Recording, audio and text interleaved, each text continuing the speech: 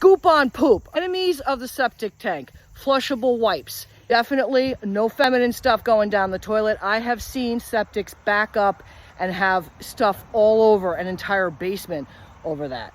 Grease from the kitchen sink. Roots from trees. Roots just dig the action that's going on over there, okay? Water softener, the salt in it, over a long period of time, but can erode from inside out a concrete tank. Definitely don't put anything on top of the tank.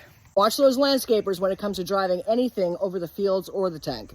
As far as how often you pump it, it really depends upon how many people are using and living in the home as far as the frequency. If you have a family in there and you have a lot of parties, it could be every 2 years. You do want to keep up with having the septic pumped. I've seen walls on tanks completely collapse that haven't been pumped with the frequency that they should have. Metal tanks have gone away.